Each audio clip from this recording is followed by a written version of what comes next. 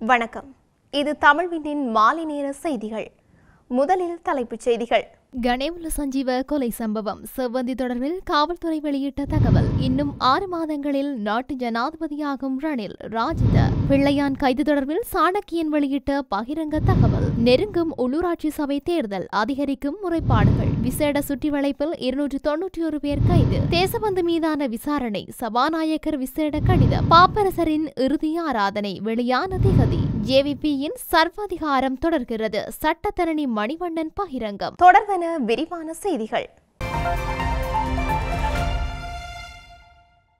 பாதாளுலக கும்பலைச் சேர்ந்த கணேமுல்ல சஞ்சீவ என்பவரை சுட்டுக் கொலையில் துப்பாக்கிதாரிக்கு உதவி செய்ததாக கூறப்படும் இசாரா செவ்வந்தி இதுவரை கைது செய்யப்படவில்லை என காவல்துறை தலைமையகம் தெரிவித்துள்ளது.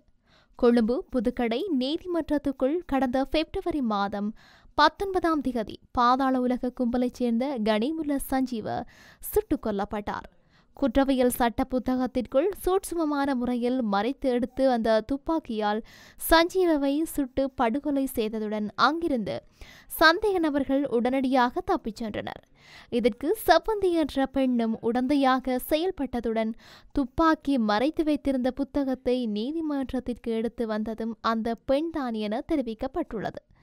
இதையடுத்து துப்பாக்கிச் சூட்டினை நடத்திய பிரதான சந்தேக நபர் 8 மணத்தியாலங்களுக்குள் காவல்துறையினரால் கைது செய்யப்பட்டுள்ளார். கணேமுல்ல சஞ்சீவ என்பவரின் கொலை சம்பவத்துடன் தொடர்புடைய இசாரா செவ்வந்தி கடந்த பிப்ரவரி மாதம் 19ஆம் திகதியிலிருந்து மாயமாகியுள்ளார். பிரதான சந்தேக நபருக்கு உடந்தையாக இருந்த இசாரா செவ்வந்தி தொடர்பில் இதுவரை எந்தவித தகவல்களும் கிடைக்கவில்லை. குற்றப்புலனாய்வு திணைக்கள அதிகாரிகள் தொடர்ந்து விசாரணைகளை மேற்கொண்டு வருகின்றனர் என காவல்துறை தலைமையகம் தெரிவித்துள்ளது. தலைமறைவாகியுள்ள இசாரா செவ்வந்தி நாட்டை விட்டு தப்பிச் சென்றிருக்கலாம் என சந்தேகிப்பதாக காவல்துறையினர் தெரிவித்துள்ளனர். இன்னும் சில மாதங்களில் ரணில் விக்ரமசிங்க நாட்டின் ஜனாதிபதியாக தேர்ந்தெடுக்கப்படுவார் என முன்னாள் அமைச்சர் ராஜித சேனாரத்ன தெரிவித்துள்ளார். வீழ்ச்சியடைந்துள்ள நாட்டின் பொருளாதாரத்தை மீட்டெடுக்கக்கூடிய ஒரே தலைவர் முன்னாள் ஜனாதிபதி ரணில் எனவும் அவர் குறிப்பிட்டுள்ளார். தற்போது நாட்டின் பொருளாதாரம் சரிந்து கொண்டிருக்கின்றது. அப்போது அதை மீண்டும் யார் கட்ட முடியும் என்பதை மக்கள் நினைவில் கொள்வார்கள். கோட்டாபய இரவில் குழியில் விழுந்தார், பகலில் அனுர குழியில் விழுந்தார். காலையில் சஜித்துடன் விழ தயாராக இருக்கும் மூளை உள்ளவர்கள் இலங்கையில் யாரும் இல்லை. அப்படியானால் மீதமுள்ள ஒரே தீர்வு ரணில் விக்ரமசிங்கவே. ரணிலால் மாத்திரமே இந்த நாட்டை நெருக்கடியிலிருந்து கட்டியெழுப்ப முடியும். அவரால் மாத்திரமே அதற்கான தலைமை உள்ளது. அந்த சுயபலத்துடன் நாங்கள் போராடுகின்றோம். ரணிலை விரைவில் திரும்ப கொண்டு வரும் நாள் எமது நாட்டை கட்டியெழுப்பும் நாளாகும். நாங்கள் அதை தாமதப்படுத்தினால் எங்கள் நாடு அழிவின் விளிம்பிற்கு செல்லும் என தெரிவித்துள்ளார். நான் கூறித்தான் முன்னாள் ராஜாங்க அமைச்சர் பிள்ளையான் எனப்படும் சிவனேசதுரை சந்திரகாந்தனை கைது செய்தார்கள் என நாடாளுமன்ற உறுப்பினர் ராசமாணிக்கம் சாணக்கியன் குறிப்பிட்டுள்ளார். கல்கிசை நீதிமன்றத்தில் பிள்ளையானால் தாக்கல் செய்யப்பட்ட மான் நஷ்ட வழக்கு இன்று எடுத்துக்கொள்ளப்பட்டது. ஆசாத் மௌலானாவால் ஐக்கிய நாடுகள் சபைக்கு சமர்ப்பிக்கப்பட்ட அறிக்கையில் ஈஸ்டர் தாக்குதல்களில் பிள்ளையான் தொடர்பு பட்டிருப்பதாக குறிப்பிடப்பட்டிருந்தது. அவ்வாறு சொல்லப்பட்டது பிள்ளையான் இந்த குண்டுவெடிப்பு தாக்குதல்களில் சம்பந்தப்பட்டவர் என நான் கூறியதை வைத்துத்தான் எனக்கு வழக்கு தொடரப்பட்டிருந்தது என குறிப்பிட்டுள்ளார். நடைபெறவுள்ள உள்ளூராட்சி சபை தேர்தல் தொடர்பில் மார்ச் மாதம் 3ஆம் திகதி முதல் இதுவரை 241 முறைப்பாடுகள் கிடைத்துள்ளதாக போலீஸ் ஊடக பிரிவு தெரிவித்துள்ளது. தேர்தல் சட்டங்களை மீறியமை தொடர்பில் 187 முறைப்பாடுகளும், தேர்தலுடன் தொடர்புடைய ஏனைய குற்றங்கள் தொடர்பில் 54 முறைப்பாடுகளும் கிடைத்துள்ளதாக குறிப்பிடப்பட்டுள்ளது. தேர்தல் சட்டங்களை மீறியமை மற்றும் தேர்தலுடன் தொடர்புடைய ஏனைய குற்றங்கள் தொடர்பில் 23 வேட்பாளர்களும் 86 சந்தேக நபர்களும் கைது செய்யப்பட்டுள்ளனர். 19 வாகனங்கள் போலீசாரால் கைப்பற்றப்பட்டதாக போலீஸ் ஊடக பிரிவு மேலும் தெரிவித்துள்ளது. உள்ளூராட்சி சபை தேர்தல் எதிர்வரும் மே மாதம் 6ஆம் திகதி நடைபெறவுள்ளமையும் குறிப்பிடத்தக்கது. நாடளாவிய ரீதியில் போலீசாரால் மேற்கொள்ளப்பட்ட விசேட சுற்றிவளைப்பு நடவடிக்கையின் போது 291 பேர் கைது செய்யப்பட்டுள்ளதாக போலீஸ் ஊடக பிரிவு தெரிவித்துள்ளது. இந்த கைது நடவடிக்கையானது நேற்றைய தினம் மேற்கொள்ளப்பட்டுள்ளது. குறித்த சந்தேக நபர்கள் போதைப் பொருட்களுடன் கைது செய்யப்பட்டதாக தெரிவிக்கப்படுகின்றது. ஹெரோயின் போதைப் பொருளுடன் 104 பேரும், ஐஸ் போதைப் பொருளுடன் 106 பேரும், கஞ்சா போதைப் பொருளுடன் 73 பேரும், போதை மாத்திரைகளுடன் 60 பேரும், கஞ்சா செடிகளுடன் 2 பேரும் போலீசாரால் கைது செய்யப்பட்டுள்ளனர்.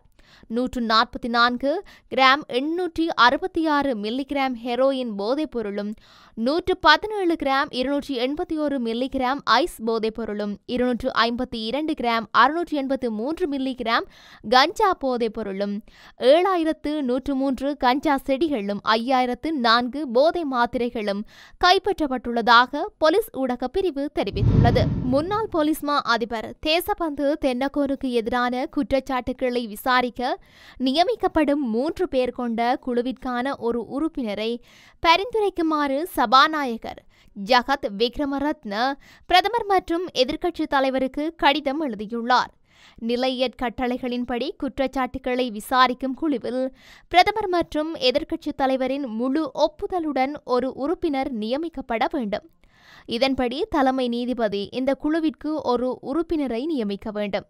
குழுவிற்கு நியமிக்கப்படும் மற்ற உறுப்பினர் போலீஸ் ஆணைக்குழு சார்பில் காணப்படுவார். இதன்படி இந்த குழு அடுத்த சில நாட்களில் நியமிக்கப்படும் என்று நாடாளுமன்ற வட்டாரங்கள் தெரிவித்துள்ளன. நித்திய இளைப்பாறிய போப் பிரான்சிஸ் திருத்தந்தையின் இறுதி ஆராதனை 2025 ஏப்ரல் 26ஆம் திகதி சனிக்கிழமை காலை 10 மணிக்கு புனித பேதுரு பெசிலிக்காவின் புனித பேதுரு சதுக்கத்தில் நடைபெறவுள்ளது. வத்திக்கான் இதனை அதிகாரப்பூர்வமாக அறிவித்துள்ளது. ஜேவிபியினர் குறிப்பிட்ட கொள்கைகளுடைய ரஷ்யா, சீனா, கியூபா என இடதுசாரிகள் இருக்கின்ற நாடுகளைப் போல ஜனநாயகத்திற்கு விரோதமாக செயல்படுகின்றது என சட்டத்தரணி விஸ்வலிங்கம் மணிவண்ணன் தெரிவித்துள்ளார். தமிழ் மக்கள் கூட்டணியின் வேட்புமனுக்கள் திட்டமிட்டு நிராகரிக்கப்பட்ட போதும் யாழ் மாநகர சபையில் தமிழ் கட்சியொன்றுக்கு எமது ஆதரவு நிச்சயம் இருக்கும் என சுட்டிக்காட்டினார்.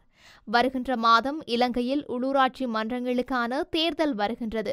வடக்கு மாகாணத்தில் தமிழ் மக்கள் கூட்டணியின் மான் சின்னத்தில் வேட்புமனு தாக்கல் செய்த 4 பிரதேசங்களில் யாழ் மாநகர சபை ஒரு வேட்பாளர் அத்தாட்சிப்படுத்தல் பத்திரத்தில் சத்தியப்பிரமாண ஆணையாளரின் உறுதிப்படுத்தல் இன்றி நிராகரிக்கப்பட்டது. 3 சபைகளில் இளம் வேட்பாளர்கள் போதாமை காரணமாக நிராகரிக்கப்பட்டது. இது அடிப்படை மனித உரிமைகள் மீறல் என உச்சநீதிமன்றத்தில் வழக்கினை தாக்கல் செய்தோம். ஆனால் நீதிமன்றம் அதனை தள்ளுபடி செய்ததுடன் இதே காரணங்களுக்காக பிறப்பு அத்தாட்சிப்படுத்தல் பத்திரம் உறுதிப்படுத்த முடியாத காரணத்துக்காக மேன்முறையீட்டு நீதிமன்றம் ஏற்றுக்கொள்ளுமாறு ஏனைய தரப்புகளுடன் உத்தரவு வழங்கியது. இலங்கை தேர்தல் திணைக்களத்தினால் ஒரு நீதிமன்றம் மற்றைய நீதிமன்றக்கு முரணாக இருந்து சட்ட சிக்கல்களை உருவாக்கியது. வழக்கு தாக்கல் செய்பவருக்கு மாத்திரமே தீர்வு என்ற போர்வையில் காரணங்கள் இருந்தது. யாழ்ப்பாணம் வவுனியா மன்னாரில் நாம் ஜனநாயக ரீதியாக போட்டியிட்டு வருகின்றோம். இளமையான, துடிதுடிப்பான, நேர்மையான எமது இளம் வேட்பாளர்களுக்கு நீங்கள் வாக்களிக்க வேண்டும். சதி நடவடிக்கைகளுக்குள் சிக்குண்டாலும் நாம் பல அடி தாண்டி பாய்வோம். நாம் ஏனைய சபைகளை கைப்பற்றுவோம். நல்லூர் பிரதேச சபை, காரநகர் பிரதேச சபையினையும் கைப்பற்றுவோம். எங்களுடைய இருப்பினை நாம் தக்க வைப்போம். மாநகர சபையில் 2 வருடம் செய்த சேவைகளை ஏனைய சபைகளிலும் மேற்கொள்வோம். ஏனைய கட்சிகள் தமிழ் தேசியத்துடன் இணையுமானால் நாம் எங்களுடைய ஆதரவினை குறித்த ஒரு கட்சிக்கு வழங்குவோம் என தெரிவித்துள்ளார். இத்துடன் தமிழ்வினின் மாலை நேர செய்திகள் நிறைவு பெற்றன. உடனுக்குடன் செய்திகளை அறிந்து கொள்ள தமிழ்வின் என்ற எமது யூடியூப் பக்கத்தினூடாக இணைந்திருங்கள். வணக்கம்.